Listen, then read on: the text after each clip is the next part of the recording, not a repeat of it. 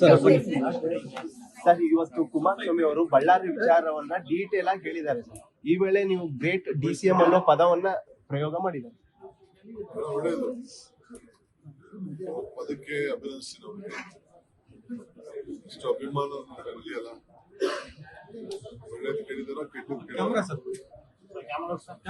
ಅಭಿಮಾನವಾಗಿ great DCM ಅಂತ ಹೇಳಿದ್ಮೇಲೆ ಅಲ್ಲ, ನೀವು ಅಮೆರಿಕದ ಸೆಕ್ಯೂರಿಟಿ ತಗೊಳ್ಳಿ ಅನ್ನೋದಕ್ಕೆ ಅಂತ ಹೇಳಿದಕ್ಕೆ ಸರ್, ಆ ಅಧಿಕಾರದಿಂದ ಬಿಟ್ಕೊಡ್ಲಿ ಇವಾಗ ಇಲ್ಲಿ ಆಗಿಲ್ಲ ಅಂದ್ರೆ ಅಂತ ನೀವು ಸೆಕ್ಯೂರಿಟಿ ಕೊಡಕ್ ಆಗದೆ ಇದ್ರೆ ಅನ್ನುವಂತ ಅರ್ಥದಲ್ಲಿ ಮಾತಾಡಿದ್ದಾರೆ ಸರ್. ಯಾರು ಸೆಕ್ಯೂರಿಟಿ ಕೊಡಬೇಕು?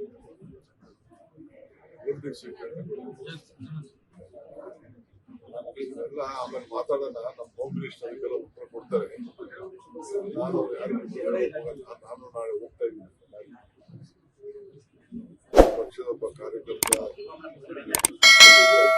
ಏನ್ ವಿಚಾರ ನಾಳೆ ಕಳಿಸಿ ನನಗೊಂದು ರಿಪೋರ್ಟ್ ಬಂದಿದೆ, ನೋಡ್ತೀನಿ.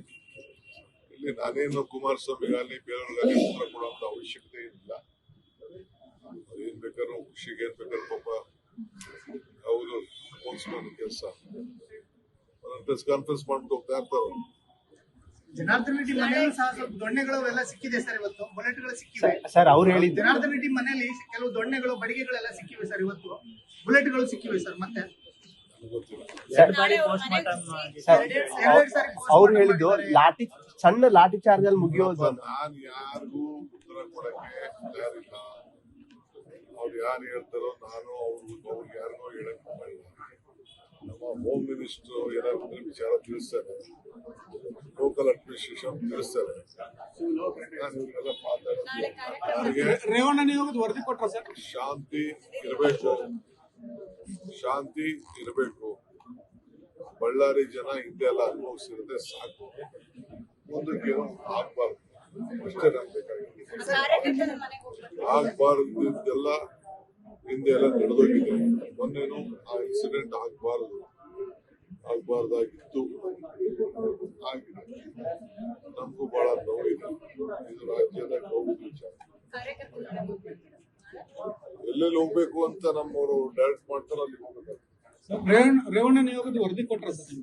ಬಂದು ನನಗೆ ಅನ್ಅಫಿಷಿಯಲ್ ಆಗೆಲ್ಲ ತಿಳಿಸಿದ್ದಾರೆ. ಅಫಿಷಿಯಲ್ ಆಗಿ ಬರ್ಕೊಡ್ತಾರೆ ಸರ್. DKಶಿ MLA ಸಪೋರ್ಟ್ ಮಾಡ್ತಾ ಇದ್ದಾರೆ ಅಂತ ಹೇಳಿ ಜನಾರ್ದನ್ ರೆಡ್ಡಿ ಹೇಳಿದ್ದಾರೆ.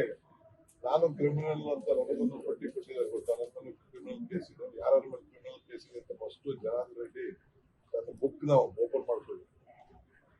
ಅವ್ರ ಮೇಲೆ ಏನೇನು ಕೇಸ್ ಇದೆ, ಎಷ್ಟು ಕೇಸ್ ಇದೆ, ಅವ್ರನ್ನ ಏನಂತ ಕರ್ತಿದ್ದಾರೆ ಅಂತ ಹೇಗ್ ಲೆಕ್ಕ ಹಾಕ್ತಾರೆ ಅಂತ ಎಲ್ಲಾರು ಇಷ್ಟು ಜನ ಫಾರ್ಮರ್ ಚೀಫ್ ಮಿನಿಸ್ಟರ್ ಮೇಲೆ ಕ್ರಿಮಿನಲ್ ಅಂತ ಯಾರು ಕೇಸ್ಗಳಿದೆಯಲ್ಲ, ಫಾರ್ಮರ್ ಚೀಫ್ ಮಿನಿಸ್ಟರ್ಗಳ ಮೇಲೆ ಎಷ್ಟೋ ಜನ MLAಗಳಿದೆ, MLA, ಎಷ್ಟೋ ಜನ MP ಗಳ ಮೇಲೆ ಇದೆ, ಎಲ್ಲ ಇದೆಯಲ್ಲ. ಎಲ್ಲರ ಮೇಲೆ ಕೇಸ್ಗಳು, ಯಾರ ಮೇಲೆ FIR ಗಳಾಗಿದೆ ಅವರೆಲ್ಲ ಕ್ರಿಮಿನಲ್ಗಳ ಲೆಕ್ಕನೇ ತಾನೇ ಲೆಕ್ಕ.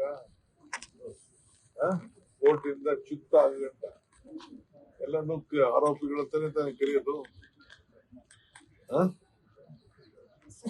ಸಣ್ಣ ಲಾಠಿ ಚಾರ್ಜ್ ಅಲ್ಲಿ ಮುಗಿಯೋದು ಅದನ್ನ ದೊಡ್ಡ ಗುಂಡು ಹಾರಿಸೋ ಲೆವೆಲ್ಗೆ ತಗೊಂಡು ಹೋಗಿದ್ದಾರೆ ಅನ್ನೋ ಆರೋಪ ಮಾಡಿದ್ದಾರೆ ಕುಮಾರಸ್ವಾಮಿ. ನಾನು ಯಾರಿಗೂ ಉತ್ತರ ಕೊಡಕ್ಕೆ ನಾನು ತಯಾರಿಲ್ಲ. ಬರ್ತಾರೆ, ಮಾತಾಡ್ತಾರೆ, ಹೋಗ್ತಾರೆ. ಅವರೆಲ್ಲ ಸೀರಿಯಸ್ ಪಾಲಿಟಿಷಿಯನ್ಸ್ ಅಲ್ಲ. ಸುಮ್ಮನೆ ಯಾಕೆ ಯಾವ್ದೋ ಟೈಮಲ್ಲಿ ಬರ್ತಾರೆ, ಹಗಲು ರಾತ್ರಿ ಬಂದು ಒಂದೊಂದು ಪ್ರೆಸ್ ಹೇಳ್ಬಿಟ್ಟು ಸುಮ್ಮನೆ ಮಾತಾಡ್ಬಿಟ್ಟು ಬರೀ ಪ್ರೆಸ್ ಅಲ್ಲೇ ನಾನು ರಾಜಕಾರಣ ಮಾಡ್ತೀನಿ ಅನ್ನೋರ ಹತ್ರ ನಾನು ಮಾತಾಡ್ತೀನಿ. ಬಿಜೆಪಿ ಪ್ರತಿಭಟನೆ ಮಾಡಿದ್ದಾರೆ ಸರ್. ಅಲ್ಲೇನು ಅಕ್ರಮವಾಗಿ ಮನೆ ಕಟ್ಟಿದ್ರು, ಯಾರಿಗೂ ಕೂಡ ಮನೆ ಕೊಡಬಾರ್ದು ಅಂತ ಹೇಳಿ ಸರ್. ನಾಳೆ CM ದಾಖಲೆ ಬರೀತಾ ಇದಾರೆ ಸರ್. ಅರ್ಸು ದಾಖಲೆ ಮುರಿತಾ ಇದಾರೆ ಸರ್. ನಾಳೆ ಬಹಳ ಸಂತೋಷ ಅಲ್ವಾ? ರಾಜ್ಯಕ್ಕೂ ಸಂತೋಷ, ನಮಗೂ ಸಂತೋಷ, ನಿಮಗೂ ಸಂತೋಷ. ನೀವು ಅದ್ರ ಬಗ್ಗೆ ಒಳ್ಳೆ ತಮ್ಮ ಹಾದಿ ಸುಗಮ ಆಗುತ್ತಾ ಸರ್? ತಮ್ಮ ಹಾದಿ ಸುಗಮ ಆಗುತ್ತಾ ಸರ್? ನಾವು ತುಂಬ ಹೃದಯದ ಶುಭವನ್ನ ಹಾರೈಸ್ತೀವಿ. ಜೀವನದಲ್ಲಿ ಏನಾದ್ರು ಸಾಧನೆ ಮಾಡ್ಬೇಕು ಅಂತ ಎಲ್ಲರಿಗೂ ಇರ್ತದಲ್ಲ.